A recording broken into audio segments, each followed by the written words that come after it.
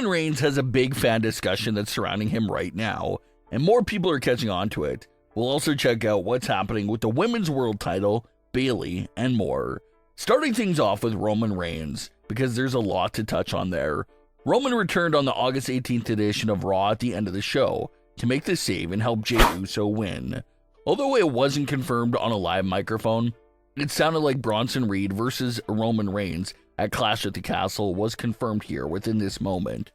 Roman can be heard yelling at Bronson Reed about how he doesn't fight for shoes, he fights for championships. And Bronson Reed told him that he'll be taking those shoes Roman's wearing in Paris. So that confirms Roman's role and match at Clash in Paris, a singles match against Bronson Reed. A rare singles match considering the fact that Roman's last single match was all the way back in January for the Raw Netflix premiere. Pretty insane that Roman went nearly 9 months between singles matches. Everything in between was either triple threats and tag team matches.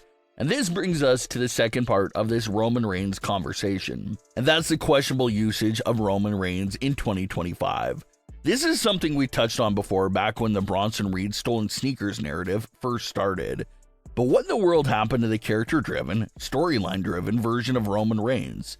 From August 2020 throughout 2024, Roman Reigns was a character that prided himself off a cinematic universe of storytelling.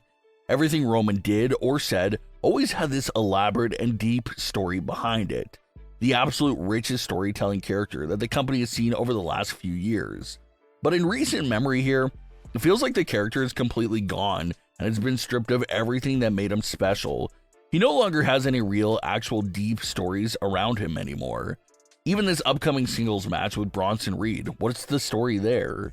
It seems like the main driving force of that feud and story is just Roman's stolen shoes, which again, for Roman's previous story standards, having a whole feud based on stolen sneakers, that just seems a bit off for Roman of all people.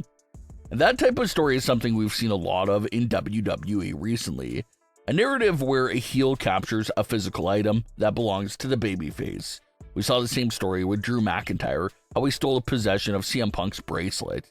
And that was the big focus of that story. And then we saw Solo steal possession of the Ula Fala and how he held that away from Roman. That was the focus of that story.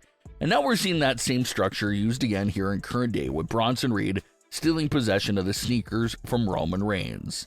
So it's a story structure that's been getting a lot of usage lately, but the stolen sneakers probably being the weakest of those three stories. And that's pretty much all there is for Roman Reigns and Bronson Reed. Roman verbally said that he's not fighting him for shoes, but in terms of the story, the stolen shoes is the only thing driving this feud right now, and it's not even the weak story of Bronson Reed.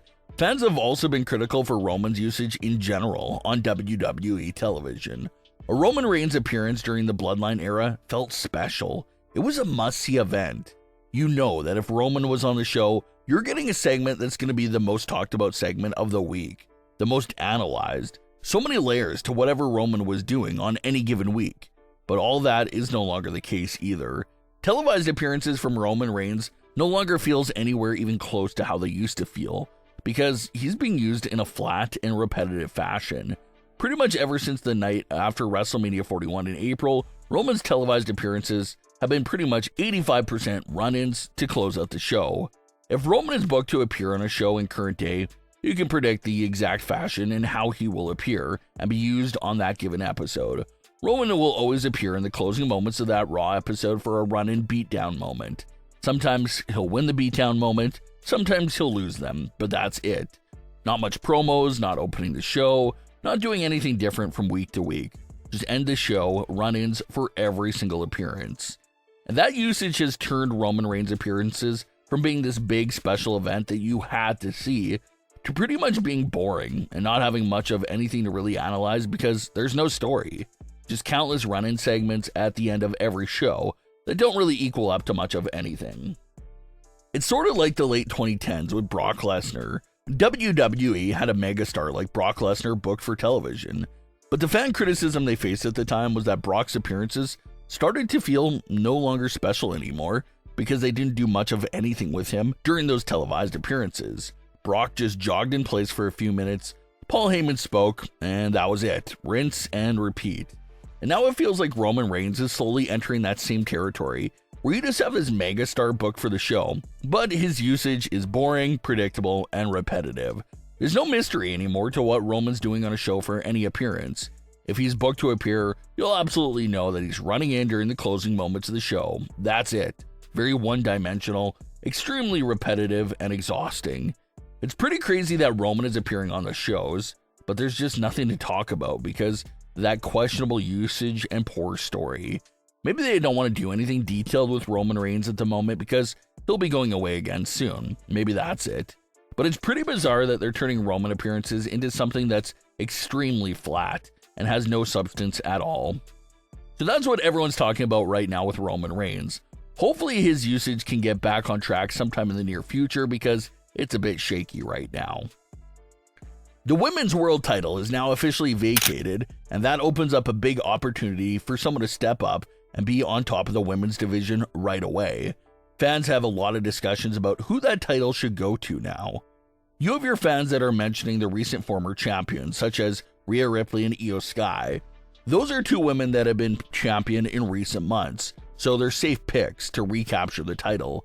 However, WWE appears to be going forward with this Io Sky and Rhea Ripley versus Asuka and Kairi Sane storyline, which means that those four stars are temporarily crossed out of world title contention. So who's left to be the women's world champion?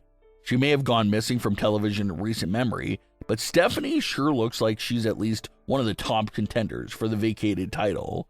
She won the world title opportunity at Evolution. She was supposed to use that opportunity at Clash in Paris, but that match was canceled due to the vacancy of the championship. So considering that Stephanie never got her title match that she rightfully earned the right to, that should mean that Stephanie skips over everyone else and does not have to earn her shot all over again.